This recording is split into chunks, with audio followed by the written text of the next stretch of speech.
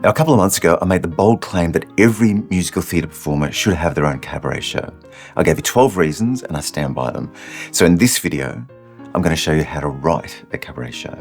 But what is cabaret? How's it different from, say, a musical, a concert or a soiree? I'll answer those questions and more. Hi, I'm Scott. You're watching Inside Musicals, the channel for all things musical theatre. Now, writing a cabaret show doesn't have to be daunting. If you're using existing songs, then some of that work is already done. But there is an art to putting it together. And that starts with getting your head around the art form. Now, I won't give you rules, but I will give you starting points. So adapt them to your priorities, to your personality. Because personality is where cabaret comes to life. So what is cabaret? Because if you asked 100 people, you get 100 different answers. And the truth is, it's unique to every performer, whether it's benign lounge singing or uncompromising German cabaret of the 1920s and 30s. And it's that end of the spectrum that excites me, because it was daring, outrageous and satirical. And Kander and Ebb captured elements of that in their musical cabaret with songs like Two Ladies, Money, Willkommen. And just as German cabaret drew on popular song of the day, opera, operetta, jazz to make its point, modern day cabaret embraces all styles of music, and it crosses over into variety, comedy, dance, slapstick, burlesque, circus, drag, if that's your thing. And for me, that's the big difference between, say, cabaret and a soiree. Cabaret is more than just a showcase of songs and vocal ability. It's an extension of the performer, illuminated by the songs and brought to life by the performers. But unlike theatre, where the audience observes the performer through the imaginary fourth wall at the front of the stage, cabaret pierces that fourth wall. We interact with the audience. And that relationship is key to great cabaret. But don't worry, we'll come back to that. So whether we're playing ourselves, a version of ourselves, a character, cabaret for me is personal. It's inventive and just a little bit shameless. So how do we start writing this thing? I think there are 2 points of entry. You could either put together a wish list of songs and see if some kind of theme emerges, or you could start with a concept and then choose the songs accordingly. But why do we even need a theme or a concept? Good question. Well, it is one way to give the show clarity and cohesion, from choosing the music to knowing what to say. But it's also a great way to market to our audience. If we're not well known to the public, what's the motivation for coming to see a show that they've never heard of? But if we can give them a pithy title or an evocative byline, they're more likely to think, oh, okay, I get that. I go and see that. For example, when I was touring in an a cappella quintet, our poster read, a comedy, a cabaret, a cappella. That's what we did. And our first show, the world tour, was a piss take on pop culture. We created these larger-than-life pop star personalities and took the mickey out of them. The audience got it, and word spread. So our concept needs to be succinct. Now, it's not like a premise. We're not building stakes like a drama. It's just the backbone to tie everything together. So think of anything you're obsessed with that you could talk on ad libitum. Maybe that's the idea for the cabaret. But ask yourself, is it broad enough to be relatable? Is it specific enough to feel personal? For example, I went to a birthday of a friend recently, and she was kind of over it before the birthday even started. Because that same week, her husband and son shared a birthday, her mother and sister shared a birthday, and I thought, that'd make a cool idea for a cabaret show. Family birthday week, from expense to exhaustion. And already you're probably imagining the possibilities.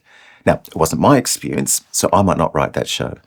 But here's an idea. What if I learned I was on Santa's naughty list?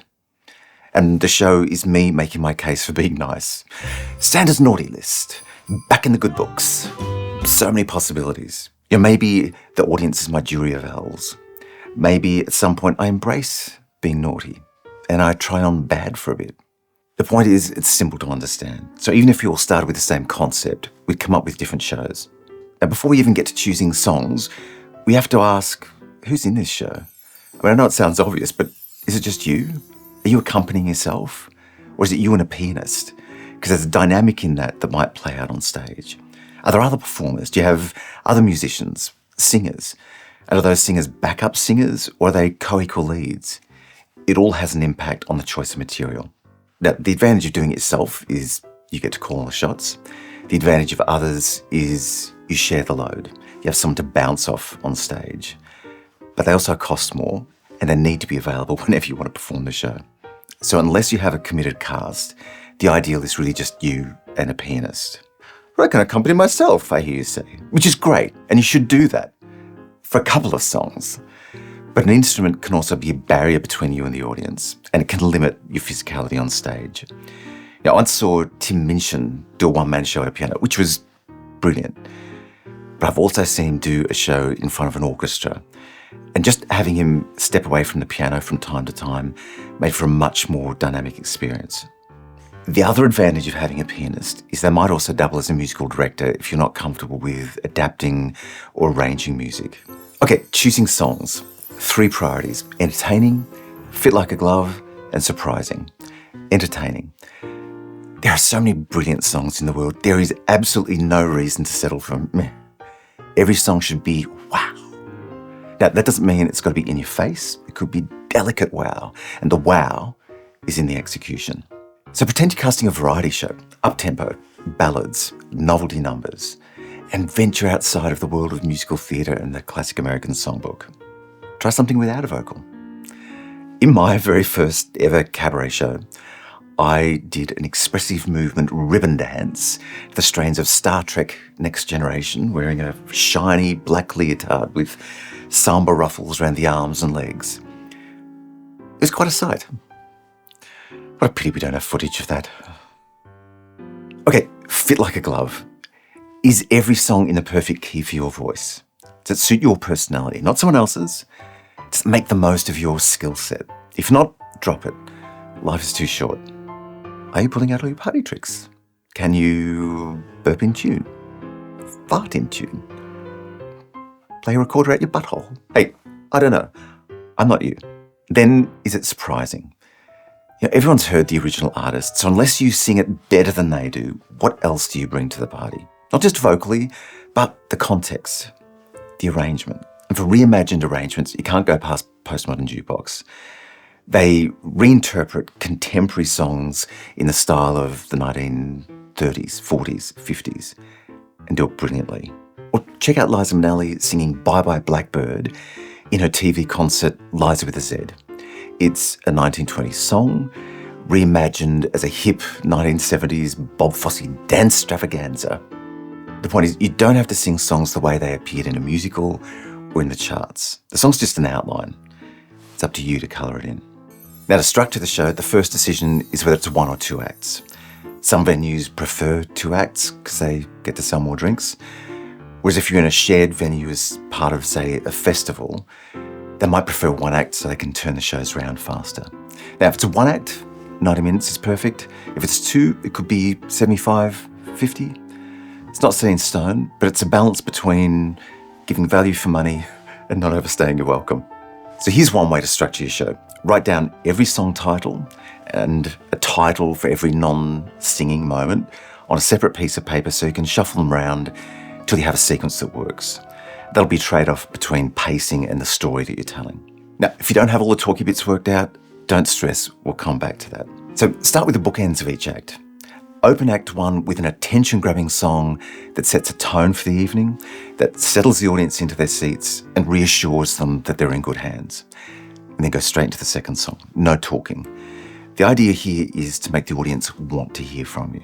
Now, the second song should contrast the first. So if the opening number is intense, maybe this is more intimate, more conversational, maybe a novelty number. If the opening is comedic, maybe this is a ballad. And then introduce yourself. Welcome the audience. Start your story.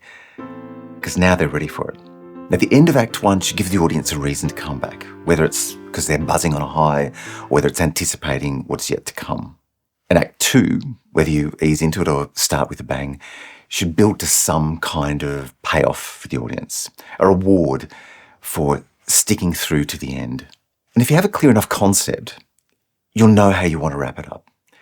Maybe it completes a puzzle. Maybe it answers a question you posed earlier.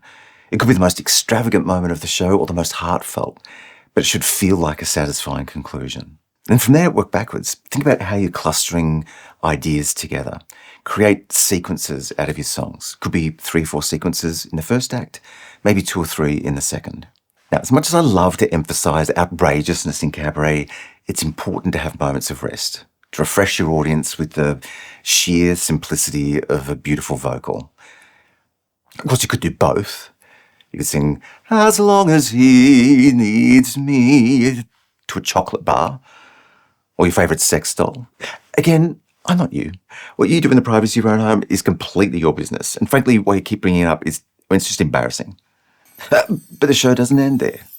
Have a contingency for an encore, at least half a dozen songs. Now, you might only use 1 or 2, but on the night, you can decide whether you want to end on a high or something more introspective. At a Michael Bublé concert, and yes, I'm that guy, his encore was entirely acoustic. No instruments, no microphone. And 15,000 people leaned in to listen. And there was something so exposed, so intimate about that moment that it really stayed with me.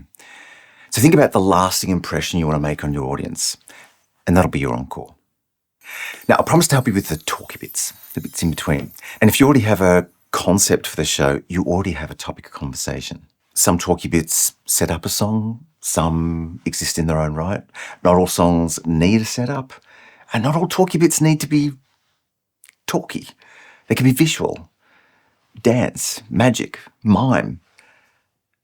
No, not mime. Nobody cares for mime. These bits aren't just filler, they should be just as important as the songs.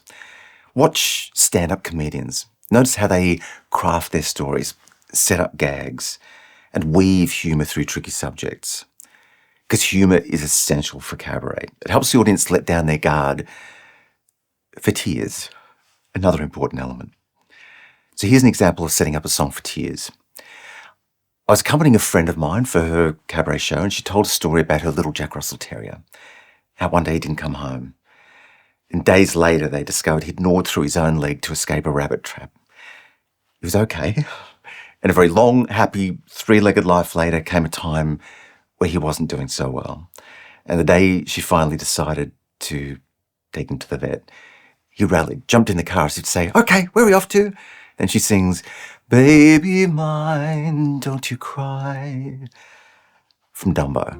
Now, she didn't explain that it was from Dumbo. She didn't describe how it appeared in the film. She didn't have to. She gave it her own context. She personalised it. The audience connected with that, and then the song drove it home. So if you find yourself explaining a song or describing its original context, don't. Make it new. Make it personal. And if you hear yourself saying, "This song is a favourite of mine, I hope you enjoy it too," step away from the mic. Oh, come on, you can do better than that. If it really is a favourite of yours, tell that story. Let the audience in. And remember, cabaret doesn't have to be linear like a drama, and it doesn't have to be naturalistic. In that show I mentioned earlier, the World Tour, we created our own homemade action figures, wearing the same outfits we were wearing, and we created a mock advertisement. It didn't come out of a scene. It didn't lead into a song. It was a self-contained sketch as part of the bigger picture. Now, your cabaret doesn't have to be like mine. It should reflect your mind at work and how you let your audience walk around in there for a couple of hours. For inspiration, check out Bette Midler's Vegas shows, Diva Las Vegas and The Showgirl Must Go On. You might call them concerts, but there's a lot of cabaret in there. They're playful and brazen and naughty, and you get a version of Bette Midler. So not only is there that onstage persona of the divine Miss M, she plays another character of Dolores DeLargo, an aging lounge singer. She has a voice for those horrible selfie tugger jokes. And she has a wonderful self-deprecating sense of humour. But a couple of cautions for the rest of us. Now, when someone like Bette Midler starts singing The Rose, or Barbra Streisand bursts into People, the audience erupts with applause of recognition. Unless you've originated a role on Broadway and you're known for it, don't expect the audience to have nostalgia for your career. Talk about things you believe in, but never let it get preachy. Never borrow anyone else's jokes or routines. Nothing you say has to be true. It could be half-truths, embellished, totally made up for the sake of a good story. It's entertainment, not a deposition. Now, I spoke earlier about the importance of audience in cabaret and building that relationship. And part of that is working the audience. So beyond just making eye contact, go out into the crowd, learn a few names, refer back to them throughout the show. You can actually script some of these contingencies and then scout the audience for the right cast. Yes, it can feel daunting to improvise. Yes, it can open the door to hecklers, but you'll also build up a repertoire of responses. And the thing is, those moments feel exclusive to the audience, and that's where you'll win fans for life. Here's one possibility. Ask for a show of hands. Men over 40. Keep them up if you're single. Ask if they'd like you to set them up with someone in the audience. Ask them what they're into. Plant a seed that pays off later. And as you learn more about other people in the audience, try your hand at matchmaking. Here's another idea. Create a running gag that gets sillier with each repetition. If you're expecting latecomers, get the audience to conspire against them. Tell them that every time you say the word Johnson, they have to laugh uproariously. Then throughout the show, slip them your Johnson. See, I was going to say, I didn't mean it like that. But you know, I'd be better than that by now. Of course I did. And then if the latecomers laugh, put them on the spot. Ask them why they're laughing. It could be awkward, it could be hysterical. Then keep the gag going. Then toward the end of the show, explain that it was set up and thank them for going along with it. The point is, find ways to reach beyond the stage to make the audience participants rather than passive observers. So in my Santa's naughty list scenario, maybe at the end of the show, they get to vote whether I'm naughty or nice. But I warn them, if you vote naughty, one of you has to come up on this stage and spank me. Maybe that man over 40. And I guarantee they will always vote naughty. See, and this is how the pieces come together. So even in an improvised moment, I could create contingencies for myself. I could make a great song and dance of giving them spanking instructions, getting them to sign a waiver, of draping myself over their leg while I sing the final song, forcing them to stuff something down my pants so it doesn't hurt, tell them how they're probably enjoying it more than I am. And I'm enjoying myself. Thing is, you can take your cue from comedians. As long as everyone's in on the joke, it's funny. But you have to read the room. So while we're on audience, two pieces of business. Cabaret is a very intimate art form, so acknowledge your audience. If you've had any kind of audience participation, thank them on stage toward the end of the show. I couldn't have done it without you. Then after the show, go out and meet them. Whether it's a foyer or around tables at a cabaret venue, introduce yourself. Thank them for their support. Make some small talk if you can. But if you can't get away from them, say very kindly, I'm trying to get around to everyone. I'll come back if I can. Now, it's hard to be prescriptive with cabaret because, every show is different. But I'll leave you with two final tips. If you're at all thinking about it, just get started. Try material out on family and friends. Before long, you'll have something to show for it. The first iteration doesn't have to be perfect. And don't be afraid of offending people. That's not to say set out to offend, but you will never please everyone, and trying to anticipate it will drive you crazy. Now, I was also going to cover logistics, marketing, publicity, venues, theatres. This video is already quite long. So if there's anything I haven't covered, please ask me some questions. But for now, I hope this has given you a kickstart. I thank you so much for watching. I do love you.